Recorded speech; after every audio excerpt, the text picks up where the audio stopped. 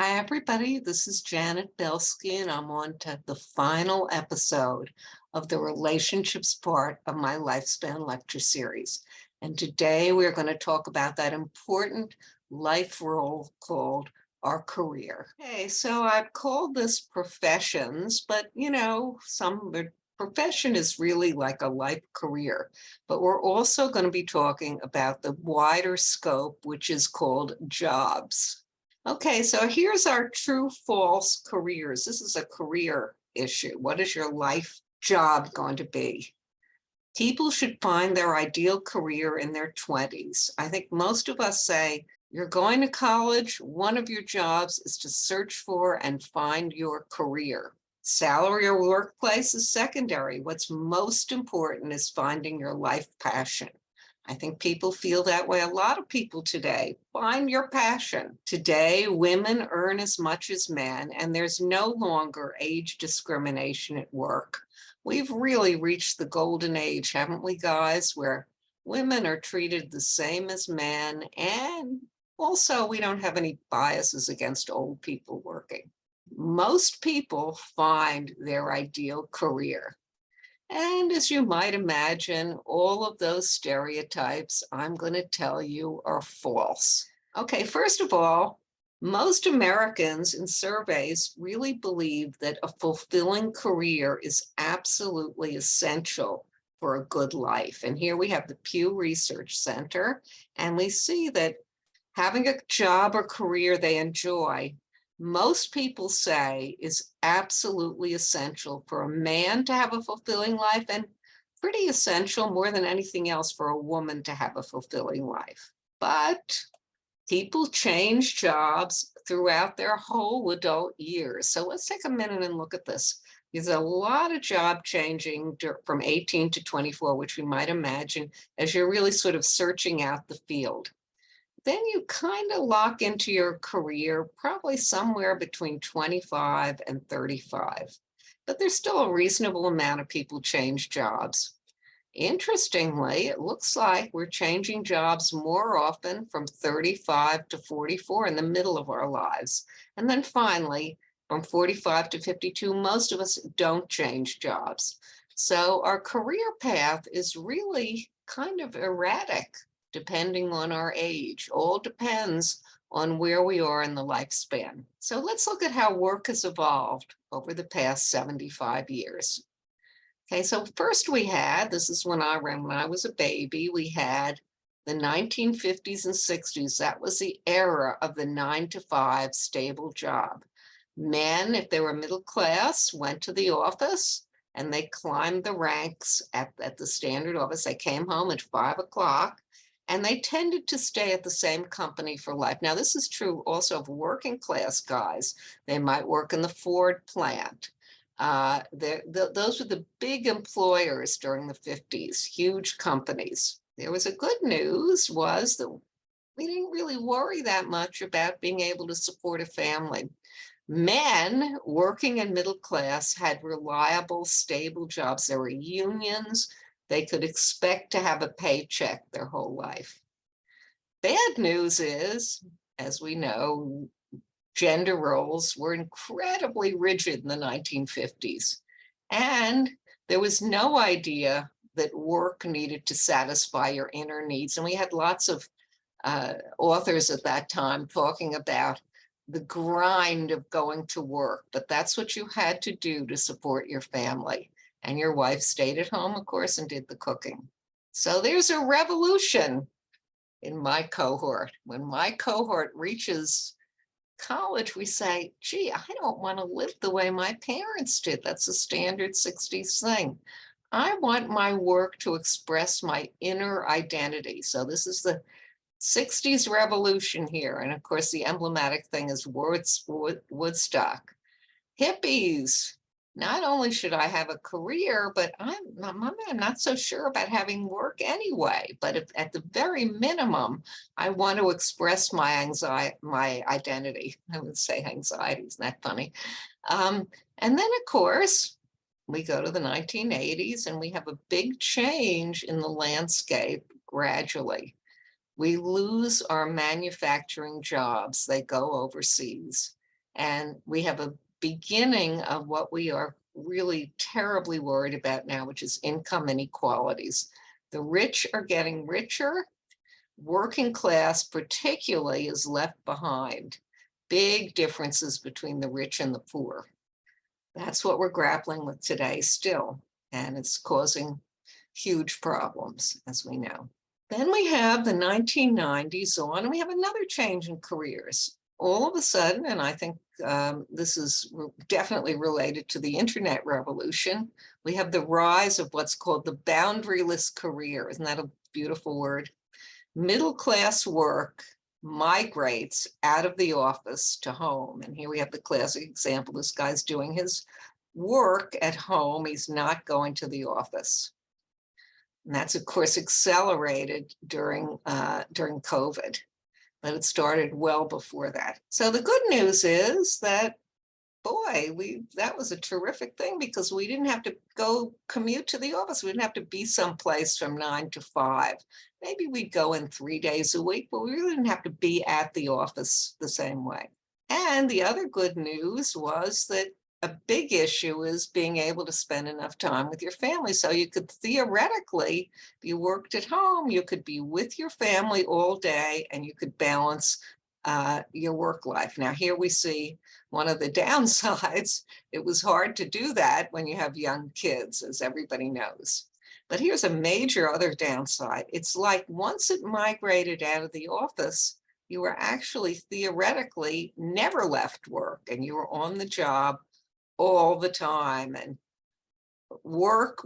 Americans are the hardest working people in the world, even harder working than Japan in terms of number of hours. We work more than 40 hours a week, could work 50, could work 60. And here's a guy working late at night on his job.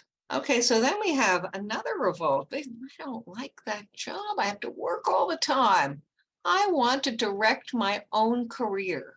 So we have the rise of what I'm calling the totally on your own career, and everybody else calls the gig economy. And what we're saying is, people are really going out on their own and making a living by constructing their own careers. And by 2022, more than a third of the US workforce had at least one of those kinds of jobs. And of course, the classic here is Uber. Now, Uber is great, but in a lot of these other jobs, you have to construct the whole thing from scratch. Here's the projected gross volume of the gig economy, and it's getting much, much bigger just over the last 10 years. Okay, so here is great news. You have full freedom. You don't have to be beholden to a boss at all. You can design your career just the way you want. But the downside is no job security, and you're chronically economically anxious. Where is my next gig going to come from?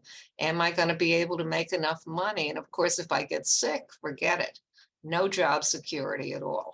Okay, so there are pluses and minuses. And in a way, what we've done is we've really completely changed the structure of that 1950s career. It's just totally different. It doesn't look the same at all as it did when I was growing up in the 50s. Exactly are we looking for in our career? And I've decided, and going along with everybody else, that first we want a career, we just talked about it, that expresses ourself, that's really expressing our passions, expresses our identity. We also want to have time with our family. We don't want to be at work 24/7. And finally, and this is probably the most important, we want a reliable, stable wage that is going to support our lifestyle, or whatever we deem our lifestyle is. Here is the classic way that people have decided that they're going to get you to find a career that expresses your identity.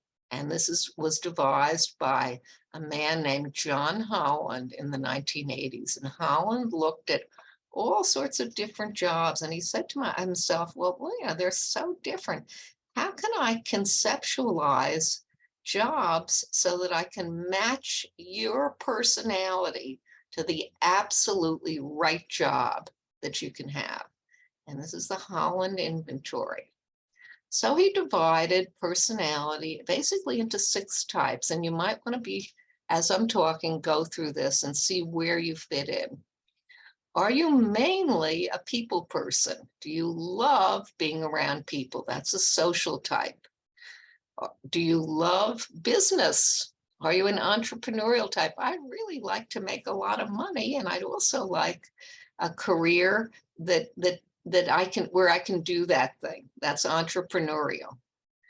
And also it could be a career that I'm really making a difference in, but I'm an entrepreneur. You all know what that is. Am I mainly an artistic, creative person? I love being creative. I love to paint. I love to do what I'm doing right now, these PowerPoints. I'm constructing something really new and interesting.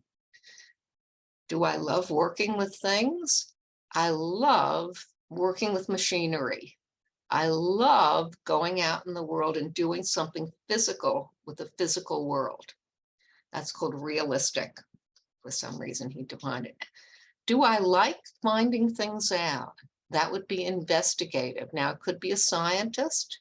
And then we have finally conventional, which he calls conventional.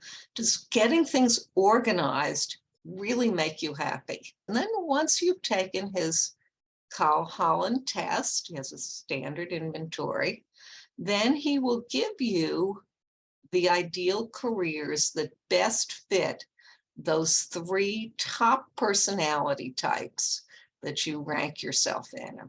And so you're going to rank these 1 to 3 if you can, and then you fit them to a list of ideal careers. And actually, we have evidence that that works for people.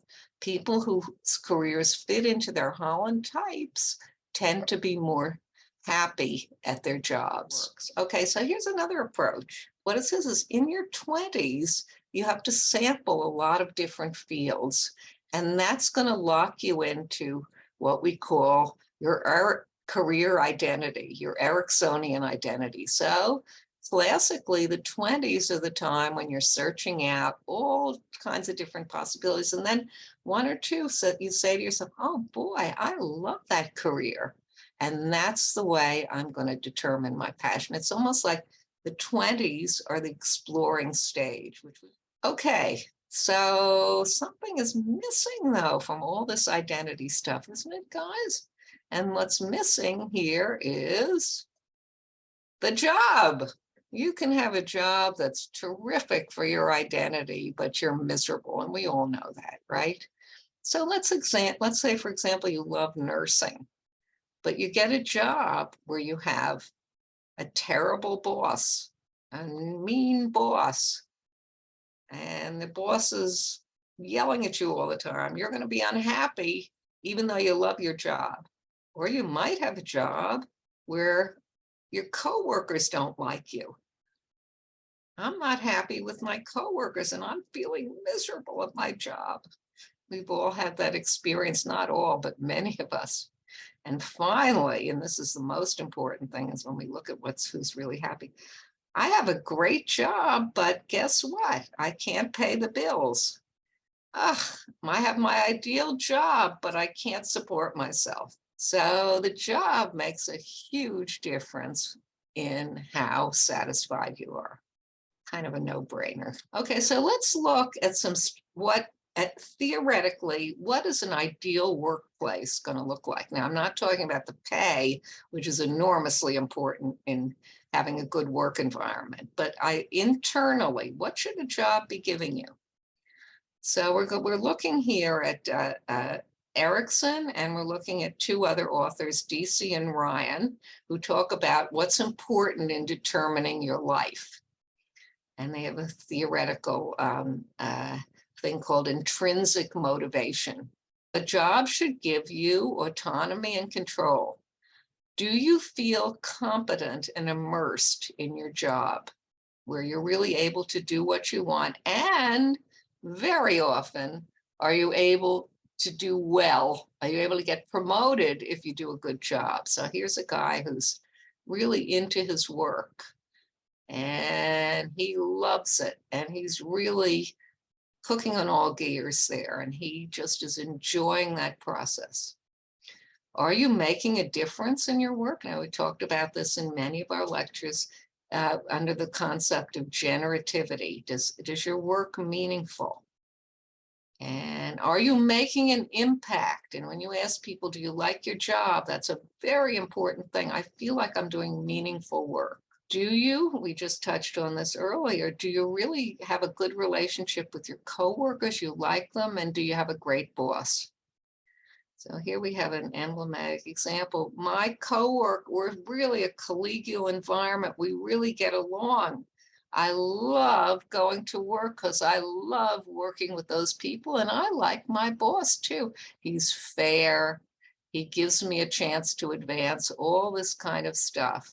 Having a great boss, as we're not telling you anything you don't know, makes a big difference in the workforce and how you feel about your work. As I touched on earlier, my work should give me time to do other things. And that goes under the heading of work-family balance. That's a very important concept in sort of managerial psychology. Does it give me time to spend time with my children, enjoying my children? Does it give me time to do other things? And here's a guy who loves to read, who loves to go to the library. So let's look at what the reality is here. It turns out we're okay with our jobs. Many of us like our jobs, but it's not completely perfect for us. Okay, so here we have a Pew Research poll taken very, very recently. This is a good news. About 50% of us say they really like their jobs. And they particularly like, most people like their coworkers, they like their manager, but they ain't so happy in their pay. So pay is really very important, and we haven't talked about that you have to be paid decently. And actually, they also have a little problem with their opportunities for promotion at work. They don't feel they're as good as they could be. Another survey from Pew Research, 68% said, yeah, I'd consider changing my career. What I would love is I'd like to have better work-life balance. And of course, as I mentioned earlier, I'd love to have higher pay, 50%, if I changed my career. And I would like a career that's a little bit more full of meaning. As I talked about that being an important aspect of whether you like your career. I want to get better as a person. I want to expand my skill set. Lack of advancement. That's another thing that a lot of people, most people don't care as much about, but still important for a significant percentage of people. So looking at the issue, particularly of better work-life balance, we're going to talk about women and work and give you some facts. Probably heard this one, and it's still absolutely true. Women who work full-time earn less than men statistically in every career. In the male-dominated careers, even in the female-dominated careers, as nurses, men are more likely to be the nursing supervisor and women are more likely to be the hands-on nursing professional. And why is that? They're still earning less. Why is it? It's very complicated. A lot of it is personal choice. Women, even though I'm being very statistical, it's true, tend to prioritize still family clearly over their careers. And they will choose a job that's more meaning-laden, hands-on. This is a job choice thing, and tends to be less well paid. Okay, so to give you an example, you have a choice of being promoted, but your promotion means that you're going to have to really spend a lot more time at work.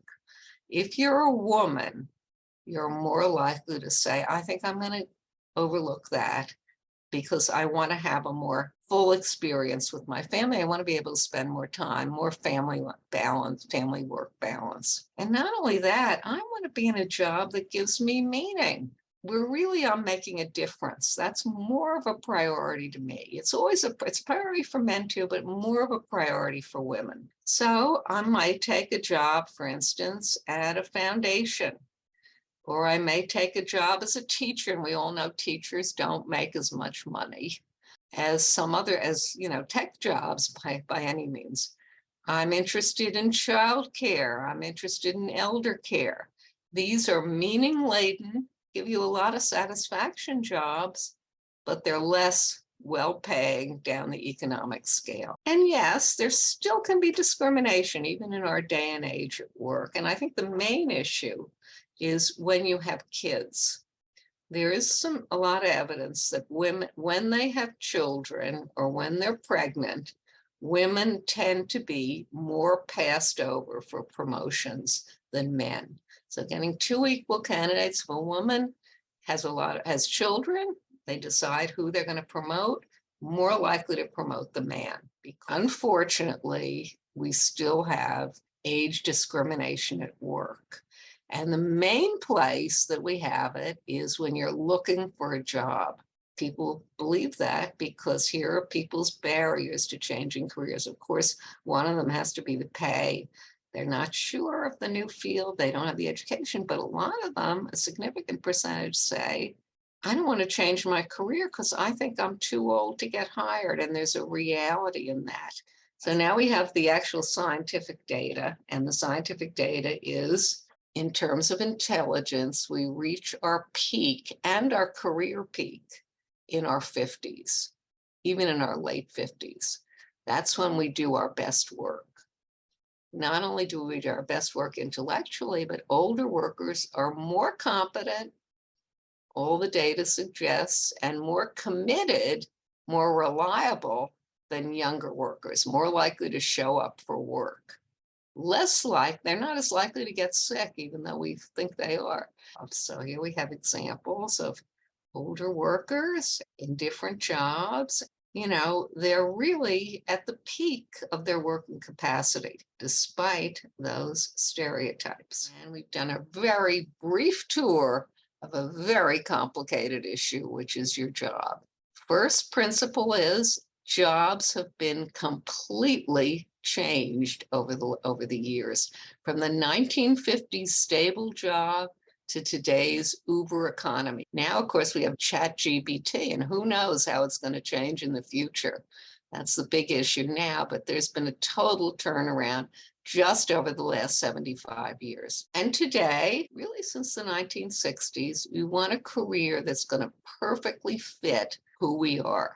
But as I mentioned, only half of all workers are highly satisfied with their current job. So we're not really getting to that goal. I mean, we have a good percentage that like their jobs a lot, but an equal percentage, there's some things I'm not quite satisfied with my job. I'm not 100% here. So here's my conclusion. And actually, I'm just read a book, which I want to plump, called The Good Enough Job, from a young guy, somebody who's maybe 35. And he makes the case that maybe a fulfilling career should not be the main goal of a happy life. Maybe what we should be looking for is a career that's good enough. Now, it's going to be good enough in different ways, depending on our particular needs. Often, we might want to choose a career that pays more, because that's really important if we need to support ourselves, and particularly if we have a family. And it may not be so good in other ways. And then at other parts of the lifespan, if you're younger, you may want to look for maybe the most meaningful job. But the main thing is, we probably don't want to put all our eggs in the basket of career. And a satisfying life really means having a diversity of interesting baskets to put our life in.